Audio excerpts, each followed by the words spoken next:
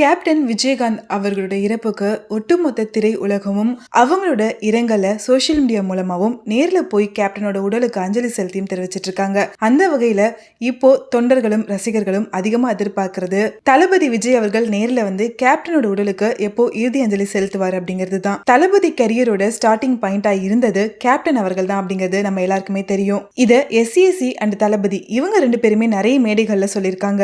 SC SC அவர்கள் தளபதிய captain அவர்களோட மூவில நடிக்க வைக்கணும் அப்படிங்கிறதுக்காக கேட்கறதுக்கு கேப்டனுக்கு கால் பண்ணி ஒரு முக்கியமான விஷயம் பேசணும் அப்படின்னு சொல்லும்போது கேப்டனே எஸ்ஏசி அவர்களை நேர்ல வந்து மீட் பண்ணி என்ன விஷயம் அப்படின்னு கேட்டிருக்காரு. என்னோட பையனை உங்களோட படத்துல நடிக்க வைக்கணும் அப்படின்னு நினைக்கிறேன் அப்படின்னு கேட்டதுக்கு தாராளமா பண்ணுங்க அப்படின்னு சொல்லியிருக்காரு. அந்த இடத்துல இருந்துதான் தளபதியோட இப்படி ஒரு மிகப்பெரிய பிரம்மாண்டமான சினிமா வாழ்க்கை தொடங்கியிருக்கு. கேப்டனோட மாசான ஆக்ஷன்ல ரிலீஸ் ஆகி பயங்கரமான ஹிட்டை கொடுத்த 1984ல வெற்றி குடும்பம், 1986ல வசந்தராகம், 1987ல சட்டம் ஒரு இருட்டறை, இந்த படங்கள் எல்லாத்துலயுமே தளபதி சைல்டு ஆர்டிஸ்டா நடிச்சு அவரோட ஆக்டிங் கரியரை ஸ்டார்ட் பண்ணிருக்காரு.